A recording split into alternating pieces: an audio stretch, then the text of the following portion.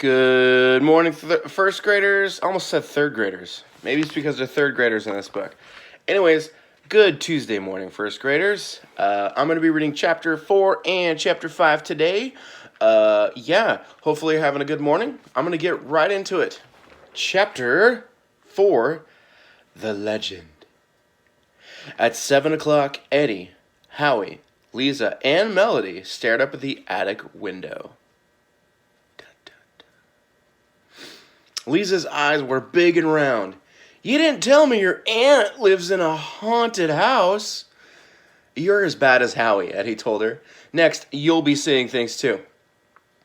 "Don't you know the legend behind this house?" Lisa asked. 3 years ago, weird things started happening at all hours of the night.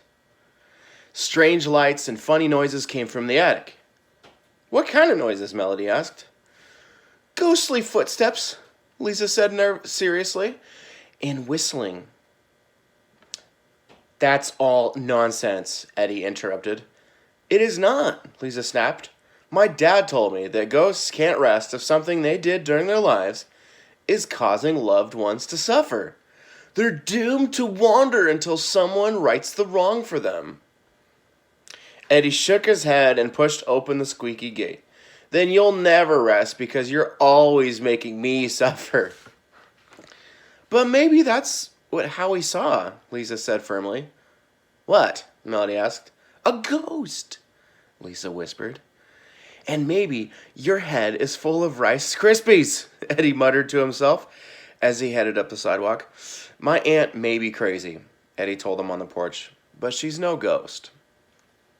"How can you be sure?" Melody asked.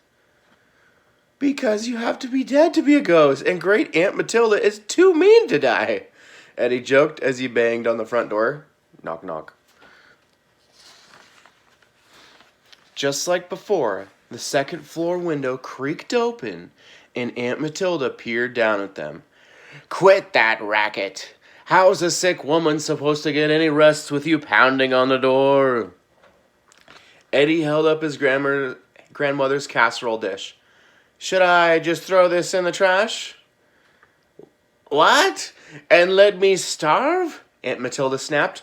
"Bring it up here and don't be all day about it." "I told you she was crazy," Howie whispered to Lisa as they went into the house. "She's not crazy," Lisa said. "She's just cranky because she doesn't feel well." "Then she hasn't felt well since 1942, Eddie said as he led them into Aunt's bedroom. Aunt Matilda was still in bed. Her covers looked like a warthog had been rooting in them, and the mound of used tissues on the floor had grown a foot. Aunt Matilda reached at her hands for the casserole dish and fork. "How many kids does it take to bring an old woman dinner?" Lisa smiled. "My name is Lisa, and this is Melody. It's nice to meet you." Aunt Matilda said as she dug into her dinner. "We came to tell you something," Melody added, but she never got a chance because Aunt Matilda took a big bite of casserole and spit it out all over the bed. Here's a picture. This is before she spit it out.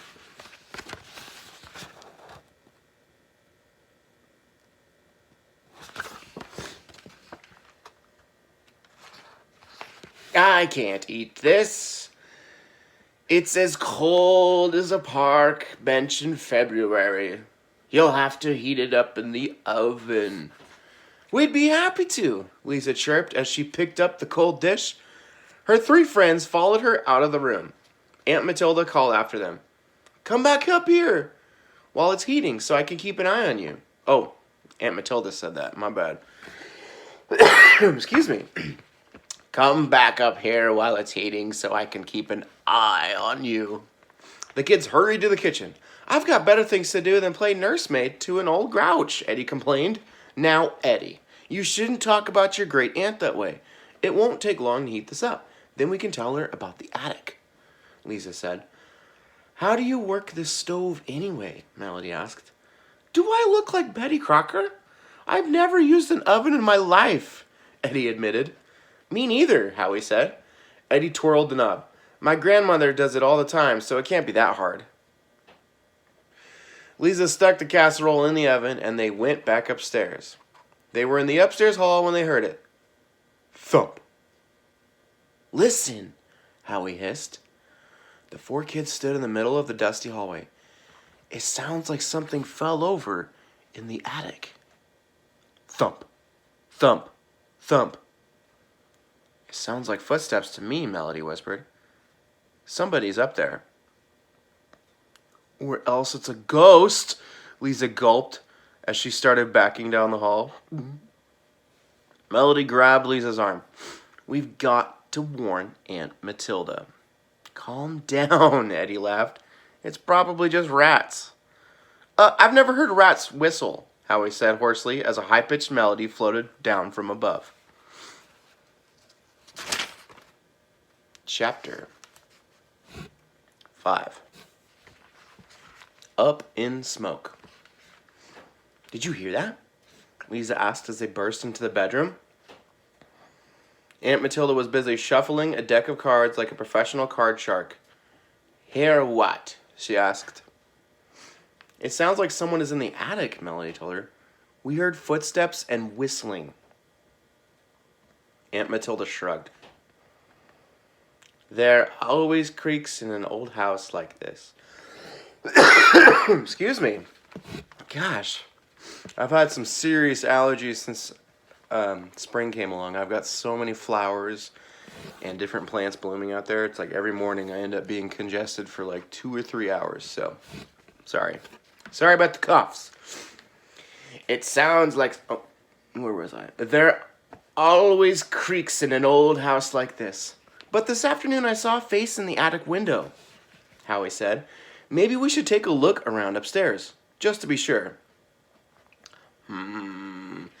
Nobody's going up in that attic, Aunt Matilda said firmly. Jasper was the only one who ever went up there. It's been 3 years since he died, and that creaky floor's probably not safe anymore. Are you sure it's just old floorboards? Lisa asked. Of course, Aunt Matilda snapped. Now I've had enough of your silly talk. I want to play cards. The 4 kids looked at each other and shrugged. If Aunt Matilda wasn't worried, maybe they shouldn't be worried either. Lisa clapped her hands. Oh, I just love to play Go Fish. Fish, Aunt Matilda bellowed. I was thinking more about poker. Now you're talking, Eddie smiled. The kids stared because Aunt Matilda dealt the cards with the speed of a machine gun. It wasn't long before the 5 of them were playing blackjack and 3-card Monte. How did an old lady like you learn to be such a good poker player? Melody asked. After Aunt Matilda had won another game. That's one good thing about being old. I know a lot more than little snots like you, Aunt Matilda laughed. Lisa giggled along with her. Eddie even laughed as he grabbed the cards to deal a new game. Here's a picture. So I'm assuming she ate that casserole they heated up. They didn't say anything about that. Howie sniffed the air. Do you smell something funny? The casserole! Melody gasped. I was wondering about that. You're burning down my house! Aunt Matilda screamed as the kids rushed out of the room. The kitchen was filled with so much smoke that none of the kids noticed the dark shadow by the refrigerator. Turn off the oven, Eddie hollered, grabbing a pot holder. Melody reached for the dial and froze. It is off! Right, this burned all by itself, Eddie snapped, opening the oven door. Black smoke billowed out, and Lisa coughed. Eddie dropped the crispy casserole into the kitchen sink. Oh no! Melody choked when she saw the black mess. There's no way your Aunt Matilda will eat this, Howie said, holding his nose. Lisa took an old dish towel and started fanning the smoke. We can't let her starve to death. Aunt Matilda screamed from the top of the stairs. What are you ruffians trying to do? Cook me alive? Eddie looked at Lisa. Maybe we should let her starve. Don't do that. I like your aunt. After all, she did teach us to play poker, Melody said. We've got to tell her what happened. Howie said, Tell me what? Aunt Matilda snapped as she shuffled into the kitchen. Oh, she can walk around. Cool. Lisa reached out for Aunt Matilda's arm. You shouldn't be out of bed. I couldn't let you barbecue me. Aunt Matilda coughed. I suppose you've ruined my supper, she said. Well, Eddie stammered, it did get a little well done. Smells to me like it burned to kingdom come. Aunt Matilda wheezed as she pulled an ancient black coin purse from her robe pocket. Eddie, you'll have to clean this up and open the windows to let all that smoke out. The rest of you can get my supper. I guess I'll have to pay for it. You kids must think I'm made of money.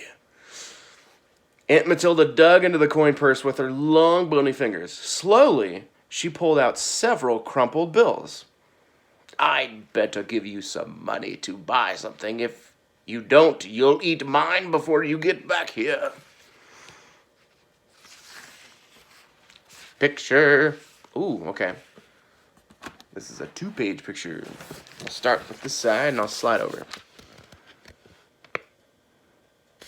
Casserole is burnt. Or is it well done, as they say? And look who's in the corner. By the fridge, there's a shadow.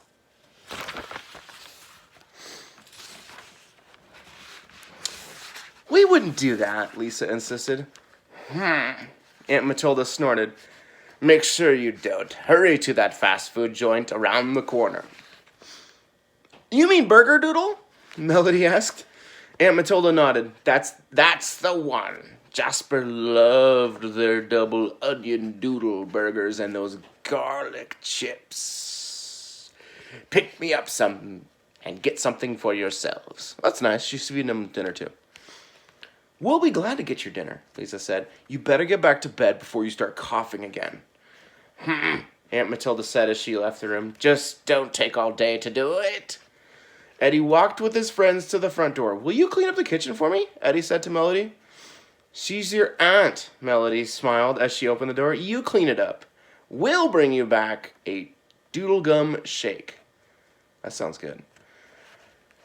Bring me 3, Eddie ordered. Quit being so greedy, Lisa told him. We'll make it fast.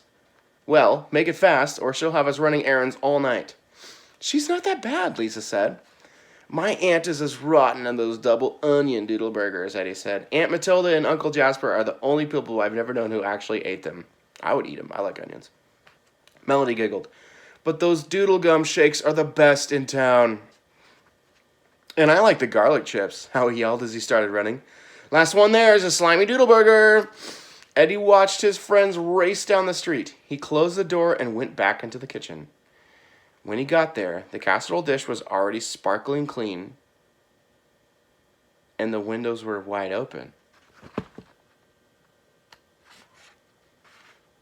That's the end of chapter 5. Interesting. The casserole dish cleaned itself?